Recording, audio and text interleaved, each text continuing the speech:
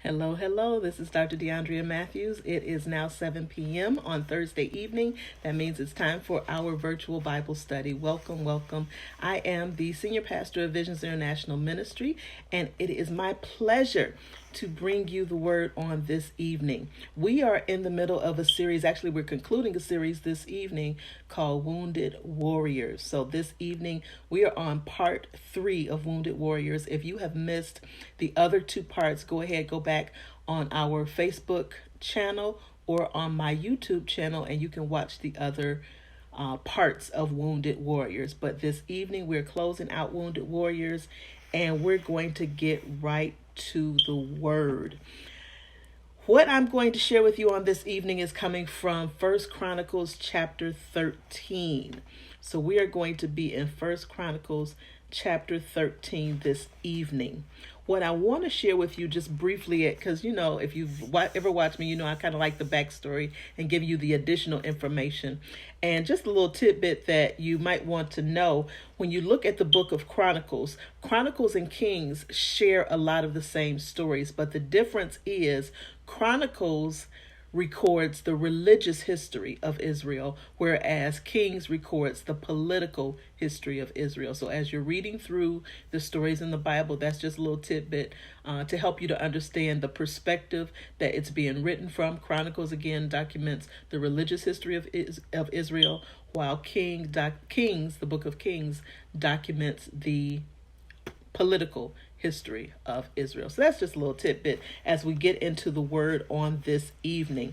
Now, as far as the backstory, we're coming in on I Chronicles chapter 13, but of course we have to look back at something that took place a while before we're coming into the story on this evening. So before we get to I Chronicles 13, I need to set it up, because the backstory that you need to know is that the Ark of the Covenant, which represents the presence of God, was taken by the Philistines. Now, if you know anything about Bible history, the Philistines were the enemy of God's people. The Philistines were the ones who had the giant Goliath that we know that David fought as a young man.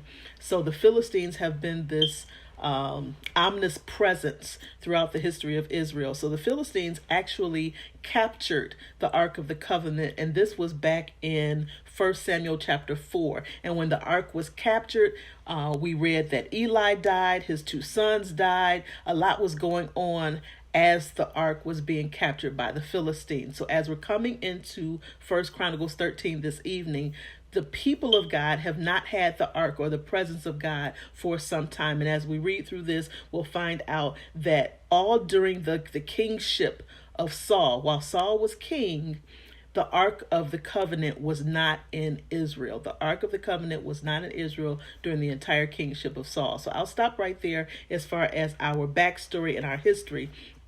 But I'm going to read through 1 Chronicles 13, and then we're going to talk a little bit more about what's going on in this story, and I'll show you and share with you what God has given me as we look at Wounded Warriors on this evening.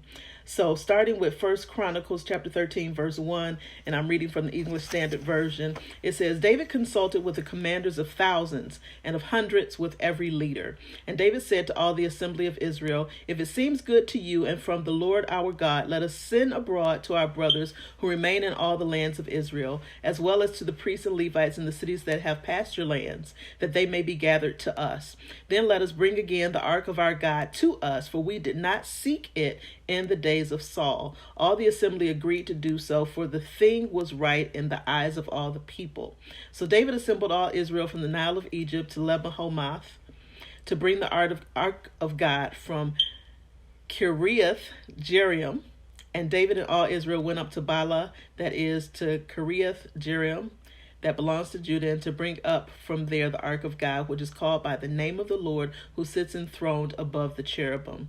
And they carried the ark of God on a new cart from the house of Abinadab, and Uzzah and Ahio were driving the cart. And David and all Israel were celebrating before God with all their might, with song and lyres and harps and tambourines and cymbals and trumpets. And when they came to the threshing floor of Shidon, Uzzah put out his hand to take hold of the ark. for the oxen stumbled. And the anger of the Lord was kindled against Uzzah, and he struck him down because he put out his hand to the ark, and he died right there before God. And David was angry because the Lord had broken out against Uzzah, and that place is called Perez Uzzah to this day. And David was afraid of God that day, and he said, how can I bring the ark of God home to me? So David did not take the ark home into the city of David, but took it aside to the house of Obed-Edom the Gittite. And the ark of God remained in the household of Obed-Edom in his house 3 months. And the Lord blessed the household of Obed-Edom in all that he had. I just read to you 1 Chronicles 13 in its entirety. That's verses 1 through 14 from the English Standard Version.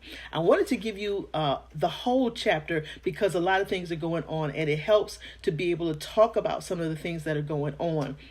But the theme, and if you've been watching the last few weeks on Wounded Warriors, you know I have this one thing that I'm going to keep repeating. And tonight, that one thing is, you don't know you're out of order until you hit a bump in the road. I'm going to say that one more time. You do not know you are out of order until you hit a bump in the road. So what's going on is, of course, David has now decided that as king, under his kingship, they're going to go and get back the Ark of the Covenant. They're going to go and get back the presence of the Lord. But it's a lot of things going on. So as we start reading through 1 Chronicles 13, the first thing that we see is David consulted with the people. It starts out in the beginning saying he consulted with the commanders of thousands and of hundreds and every leader. So he's going around, he's talking to all his leaders, and he's talking to the people. But the one person he didn't talk to was God. We're going to get to that in a minute. So David consulted with all the people, and he made a decision that, you know what, we're going to go and get the ark back from the Philistines because, as it says in the text, it was right in the eyes of the people. We have to be very careful when we're doing things because people are pushing us to do it. We have to be very careful that even though it's the right thing to do, even though it's a good thing to do, if you have not consulted God, then you are still out of order. So now we have David and all the people who are with him, and they've gotten the ark, and they've placed the ark on a new cart. They did not follow the pattern that had been established by God as to how the ark is supposed to be cared for.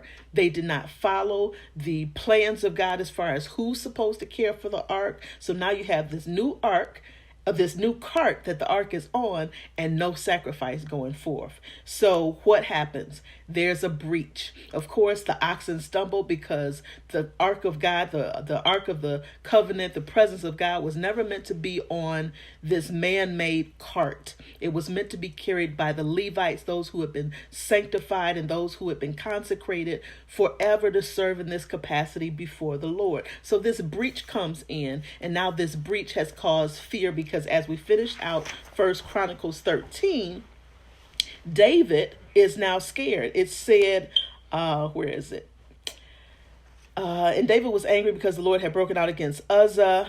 And David, verse 12, it says, and David was afraid of God that day and said, how can I bring the ark of God home to me? Now, he was afraid of God, but he's talking out loud. He's not really saying this to God. He's still not communicating with God. So we have to be careful that when we recognize a breach, a lot of us are called to be the repairers of the breach. We're called to be the repairers of the breach in our home, in our workplace, etc. But when you find a breach, the first thing you should do is to consult God. The first thing you should do is go before God.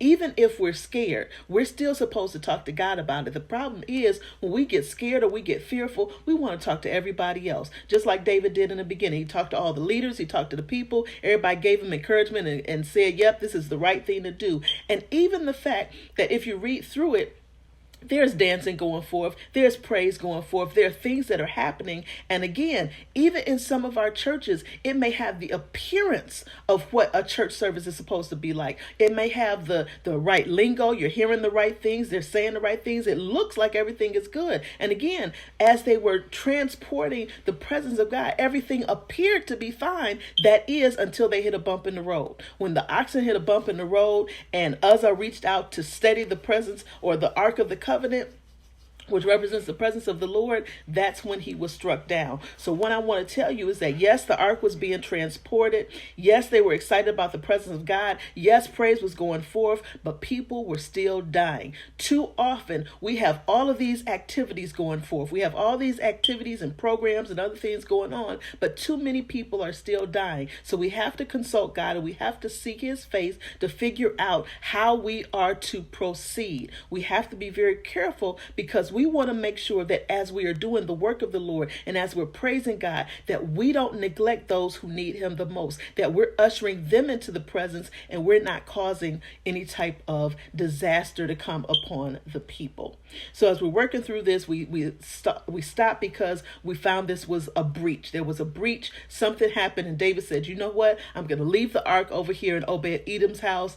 Obed-Edom was blessed for the full 3 months that it was in his house. So then if you go over, we read that in 1 Chronicles 13, chapter 14, guess what? David doing all kind of other stuff. He's doing other things. He's asking God about other things, but he's not talking to God about moving this ark, not yet. So all of 1 Chronicles 14, David's doing other things. We get over to 1 Chronicles 15, and I'm going to turn there next. We get over to 1 Chronicles 15, and some other things are going on. So I want to read just a couple verses from 1 Chronicles 15. If you're following along, I'm going to read verse 2 first, then I'm going to go down to verses 13 through 16. So verse 2 from 1 Chronicles 15 says, Then David said that no one but the Levites may carry the ark of God, for the Lord had chosen them to carry the ark of the Lord and to minister to him forever. The interesting thing is David said that, but at the time that he said it, he hadn't inquired of God about this. He hadn't talked to anybody else. That means that David already knew this. This was information that he already had. This was information that was already a part of his training.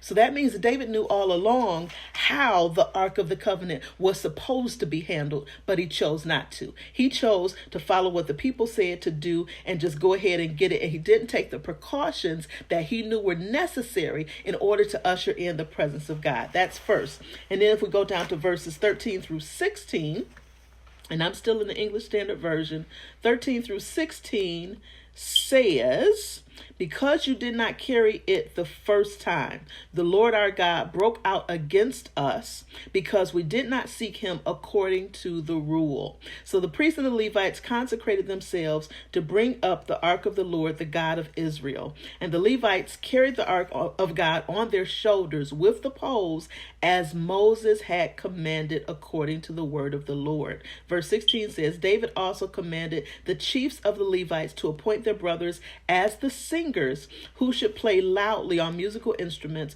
on harps and lyres and cymbals, to raise sounds of joy.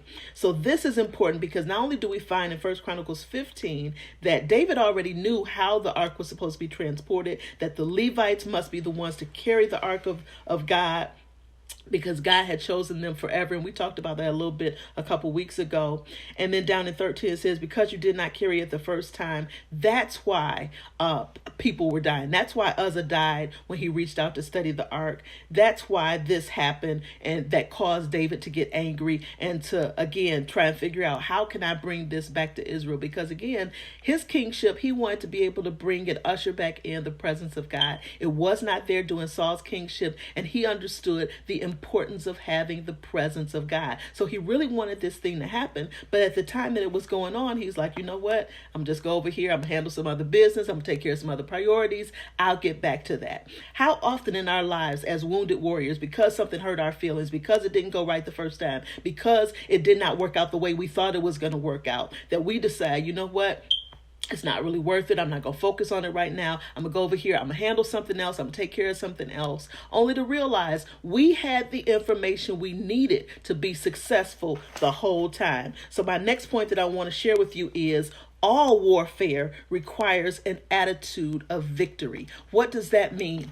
David went into the first battle, And again, even though it wasn't an army fighting or him coming up against anything in particular, when they were going in to take the ark back, they should have known it was going to be warfare. They should have known that there was the enemy was going to try and come against them in some kind of way, in some kind of fashion. So he should have taken the precautions to make sure that he was handling everything on his end the right way. So all warfare requires an attitude of victory. You don't go into a battle, you don't go into a war, you don't go into a scenario thinking that you're not going to be successful. You don't go in with the attitude like you're not going to win. You go in with the attitude of victory and treat it as if you're going to win, because guess what? When you have the Lord on your side, you know that victory is already guaranteed. So David knew the information. He had everything he knew he had everything he needed in order to be victorious, but he wasn't operating in that. So what happened this time? This time he was like, you know what?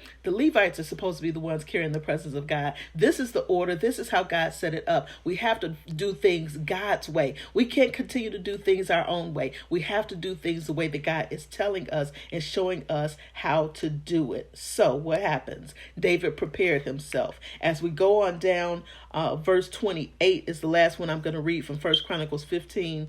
It says, so all Israel brought up the ark of the covenant of the Lord with shouting to the sound of the horn, trumpets, and cymbals, and made loud music on harps and lyres. So it was important that he go back and not just recognize who was supposed to be carrying the ark of the covenant, who was supposed to be carrying the presence of the Lord, but also he had to do things to prepare himself. The people who were singing and going forth, they had to also sanctify themselves. They had to go through the process just like the leader had to go through the process. It's not just on the person that's leading worship. It's not just on the person who is singing the song. It's not just on the person who's playing the instruments. Everyone has to come together under a spirit of unity and go forth and do their part. Everybody. Each and every one of us has a measure of faith and has a gift from God. And that's what we're supposed to be operating in. That's why the word says to enter into his gates with thanksgiving. We're supposed to enter in with a certain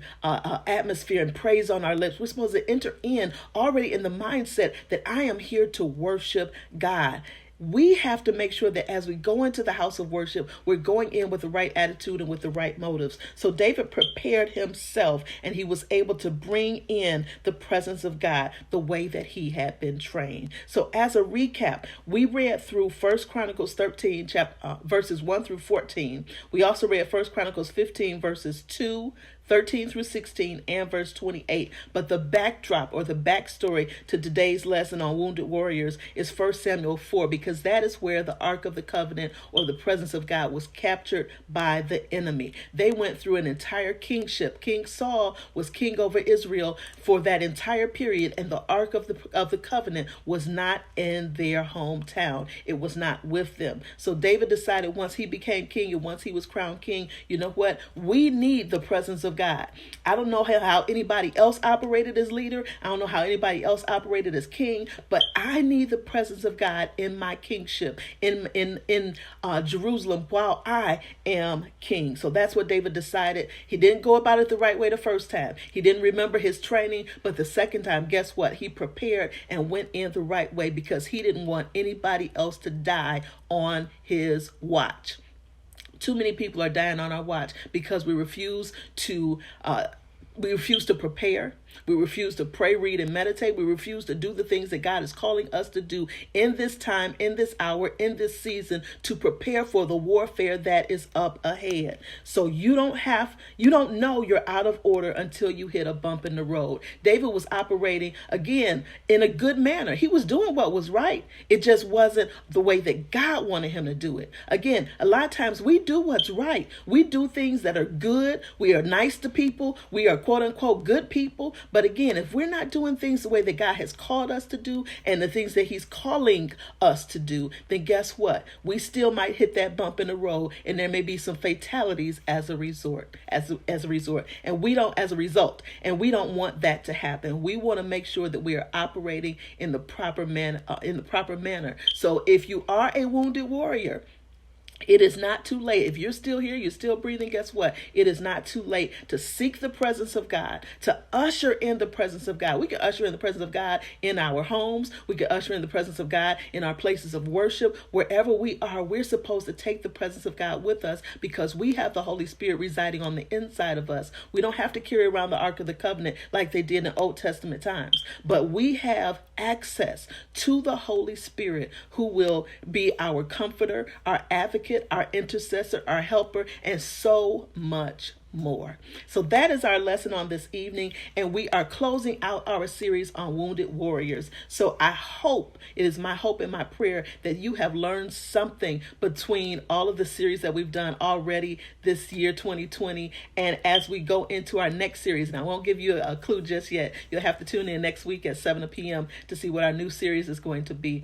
But as we look at wounded warriors, as we look at father wounds, mother wounds, voices of rejection, as we look at all the things that we've talked about this year, is to bring us to a place where we are either healing or ready to be healed, where we're ready to let some things go so that we can walk into our full promise. There are some things on the horizon, and guess what? We have got to get ready. So whatever it is that we need to do in order to get ready, I want to be able to help you to do it. And that's why God has given me the titles and the topics that he has. So I hope that this series on Wounded Warriors has blessed you. And I hope that you'll continue to join me every week on Thursday evenings at 7 p.m. That is our lesson for this evening. This is Dr. DeAndrea Matthews, Visions International Ministry. Have a great night.